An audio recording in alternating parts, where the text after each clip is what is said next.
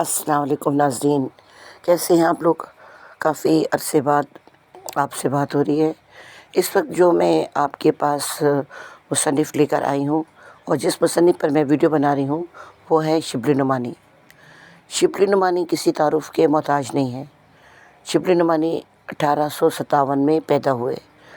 1857 وہ تاریخ تھی جب مسلمانوں کی قسمت کا فیصلہ ہو چکا تھا، اور اب مسلمانوں کو اس بات کا احساس ہو چکا تھا کہ وہ ہندوستان کے حکمران نہیں رہے، اب ہندوستان کے حکمران انگریز ہیں۔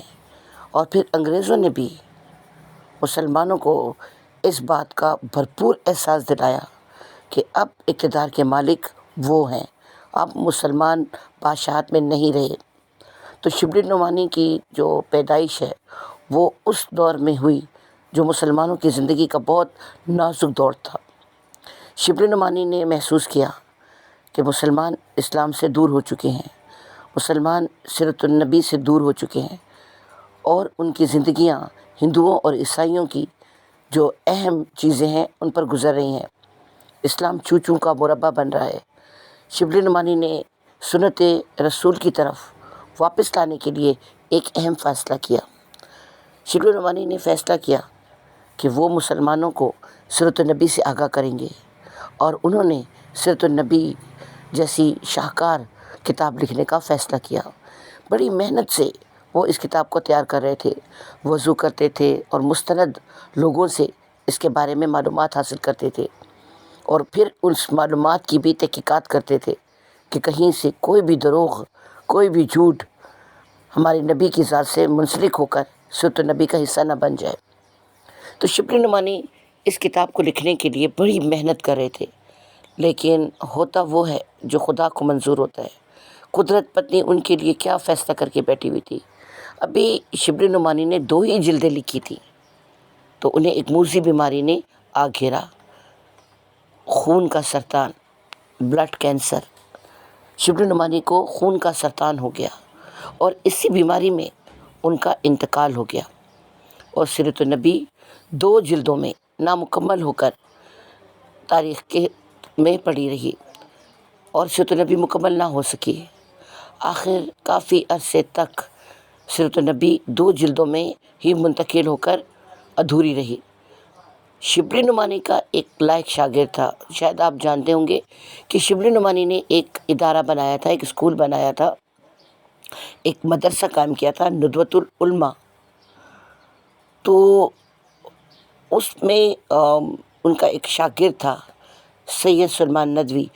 ویسے تو ظاہر ہے شبلی نعمانی کے بہت سے شاگرد ہوں گے، لیکن کچھ شاگردوں کی اپنے ادارے سے، اپنے مدرسے سے اور اپنے اسکول سے خاص محبت ہوتی ہے۔ تو جیسے کہ نام سے ظاہر ہے، سید سلیمان ندوی یعنی وہ اپنے آپ کو ندوۃ العلماء کی مناسبت سے ندوی کہلانا پسند کرتے تھے۔ انہیں اچھا لگتا تھا سید سلیمان ندوی کو کہ لوگ انہیں ندوی کہیں اور ان کی پہچان ان کا مدرسہ بنے۔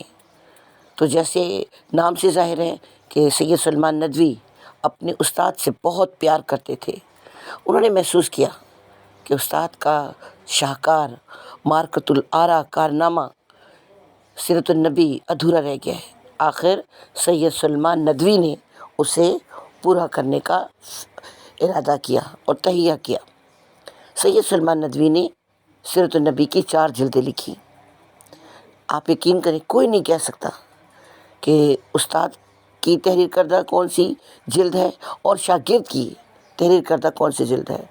یعنی سید سلیمان ندوی سیرت النبی کے معاملے میں شبلی نعمانی سے کسی طرح بھی پیچھے نہیں رہے، اور انہوں نے 4 جلدوں میں سیرت النبی مکمل کی۔ تو اس طرح ہم کہہ سکتے ہیں کہ سیرت النبی کی 6 جلدیں ہیں، 2 شبلی نعمانی نے لکھی اور 4 سید سلیمان ندوی نے لکھی۔ پھر شبلی نعمانی کا جو خاص کارنامہ ہے وہ ہے سیرت نگاری۔ شبلی نعمانی نے جس طرح سیرت نگاری کی ہے، اس سے مسلمانوں کو احساس ہوا کہ وہ کوئی گئی گزری قوم نہیں ہے۔ شبلی نعمانی نے الغزالی لکھی، الفاروق لکھی، اور سوانح عمریوں کے ذریعے انہوں نے مسلمانوں کو احساس کمتری سے نکالنے کی کوشش کی۔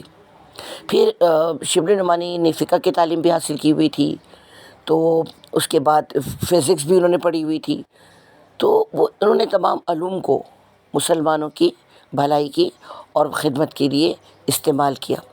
تو اور ایک اور اہم بات جو میں آپ کو بتانا بھول گئی، شبلی نعمانی کا تعلق عناصر خمسہ سے بھی ہے، یعنی شبلی نعمانی ان 5 لوگوں میں شامل ہیں جنہوں نے اردو کا دامن مالا مال کیا۔ تو عناصر خمسہ میں بھی شبلی نعمانی ایک نمایاں حیثیت رکھتے ہیں۔ امید ہے آپ کو شبلی نعمانی کے بارے میں معلومات حاصل ہو گئی ہوگی۔